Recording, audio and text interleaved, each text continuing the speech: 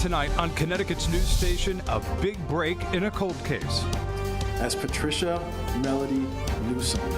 Police identifying a Jane Doe decades after she was found dead. Plus, new details tonight after a man walks into the police department saying he stabbed his girlfriend to death. What officials say led up to the incident. Finally feeling like April for a change. We'll see how long that's going to last. Your full forecast coming up. At Yale New Haven Children's Hospital, putting the pieces together, all for the patients here. I'm Jim Altman. More ahead from New Haven on the Fox 61 News. Plus, Goldens gather for a good cause. It was just a symbol of iconic hope. How the official Boston Marathon dog, Spencer, is being honored on Patriots Day. Now at 6, this is Fox 61, Connecticut's news station. Good evening. Thanks for joining us here on the Fox 61 News at 6. I'm Ben Goldman. And I'm Samaya Hernandez. Tonight, a major break in a cold case homicide. A Jane Doe has been identified, and her family is speaking out to make sure that other families get the closure that they seek. It's a story that Fox 61's Matt Caron's been covering since East Haven investigators quite literally dug up the mystery in an abandoned cemetery last summer. Matt joins us live in Hamden with more. Matt. Well, we have all heard the adage, don't take your secrets to the grave. But for Patricia Newsom, well, she never got that choice. Murdered, unidentified, and buried here without a headstone. But now, at least she has a sign. And for the first time in 47 years, her real name back. Giving Jane her real name. Patricia Melody Newsom. And her face. I can't express my gratitude to the people of East Haven. It was here at the abandoned State Street Cemetery in Hamden. What we found that day was even more shocking. We discovered about 5 times the amount of caskets than originally anticipated. Where for 47 years, a secret lay 6 feet below the surface, only uncovered thanks to the persistence of those 6 feet above. It became obvious that we had an answer. Advancements in DNA technology linked Patricia to her surviving ancestors in a database, Sister Marianne. Get your information out there. Don't just sit on the couch. Don't just cry. Patricia, born in Idaho in 1957 before moving to the Northeast. She was 17 when she ran away from a boarding school with a friend, hitchhiking to Maine, never seen again. For me, this is a lot of closure. I always knew in my heart that she was gone. And while her identity has unlocked a life story, someone still holds the key to Patricia's story of death.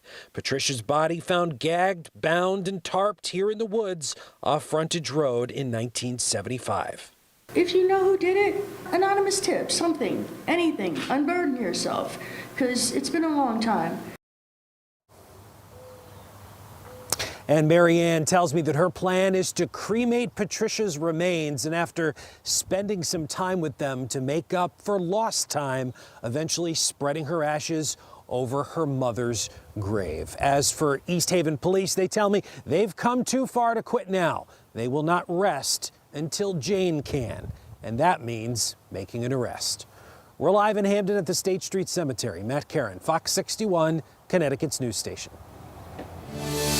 Thank you, Matt. After a botched police raid, New Haven police are releasing the body camera footage of the moment they took the wrong person into handcuffs. Yeah, there's now an internal affairs investigation into the handling of the case, plus a criminal investigation for the initial reason they were there.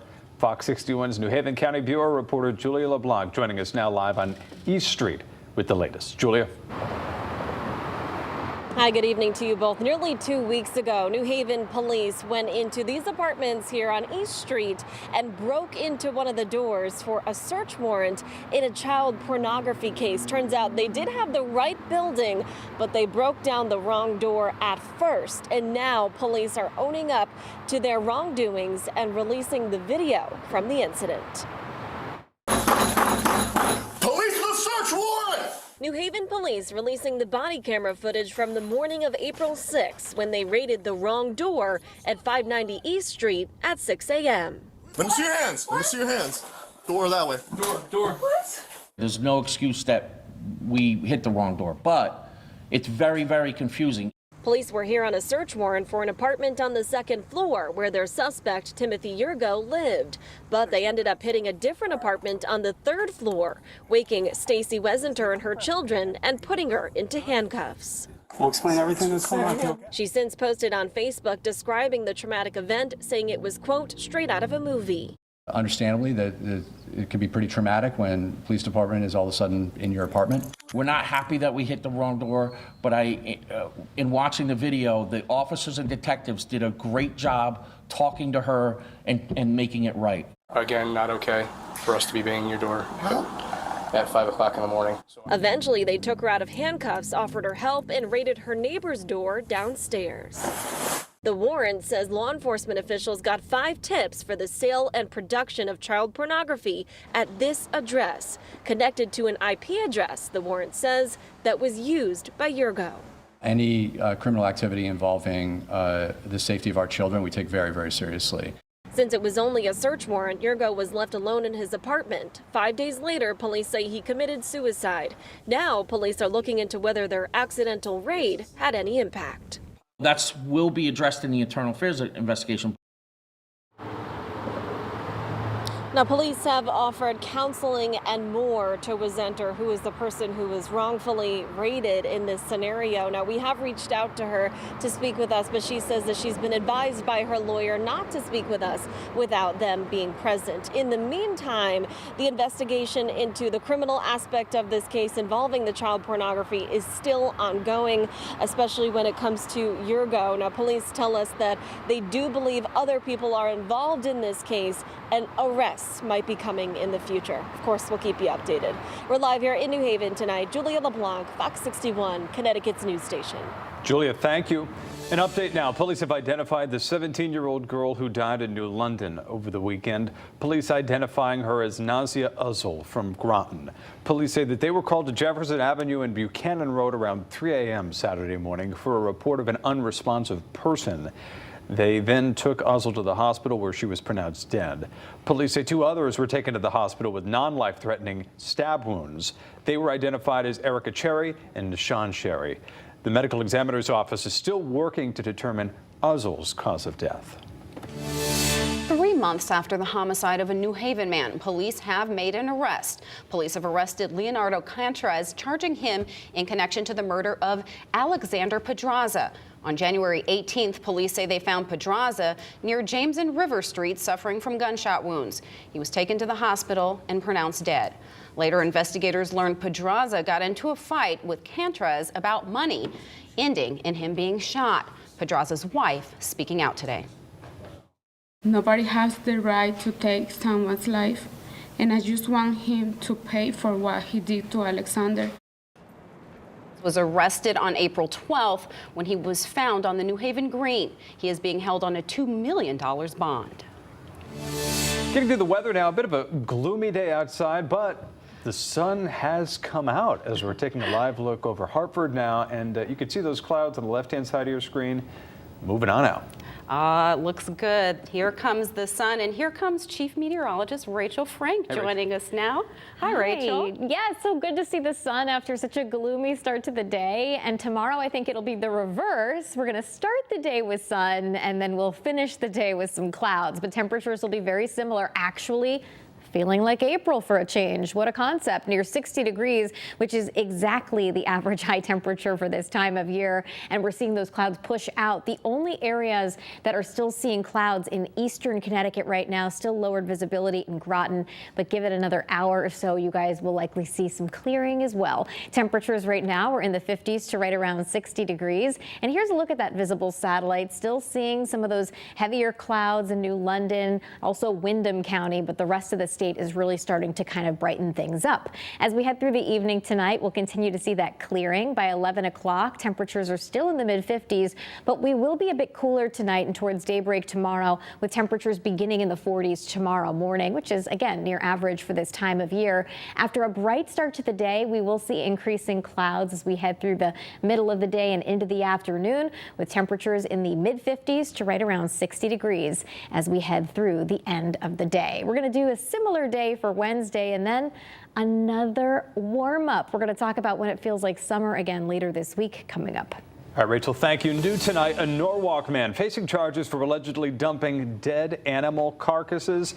50-year-old Eric Gray turned himself into police for an arrest warrant. The warrant stemming from several different reports of a carcass being dumped near Old Huckleberry Road. Gray is due to appear in court next week. Winchester police are looking to identify two women they say were recklessly driving ATVs in a school zone. Police releasing these photos saying the two men were putting themselves and others at risk of getting injured. Police saying they failed to pull over 4 officers and continued speeding. Anyone who recognizes these men should call police. And 4 people were taken to the hospital after a rollover in Wethersfield this morning. It happened on 91 North between exits 24 and 25.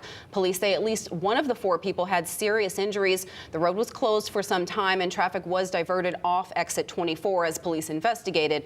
The cause of that crash is still under investigation. New Haven fire crews battling an early morning fire on Dixwell Avenue, and the flames displaced a family and a local deli. Fire crews say that they were first called to the scene just before 2 a.m. The Dick's Deli on the bottom floor was on fire, and the flames shot up to the 2nd floor of the building where a family was living. Officials say that the extensive damage to all floors is present. 7 people are now without a home, including 4 children. The Red Cross is working with the family involved. The fire remains under investigation. We're also following breaking news tonight. Federal prosecutors announcing the arrest of 2 New York City residents suspected of establishing a secret police station in Manhattan and conspiring to act as agents of the People's Republic of China. Fox 61's Brent Harden joining us in the Breaking News Center with the latest details. Brent. Yeah, Ben, according to a U.S. attorney in Brooklyn, Lu Jingwang and Qin Jinping are charged with conspiring to act as agents of China's government.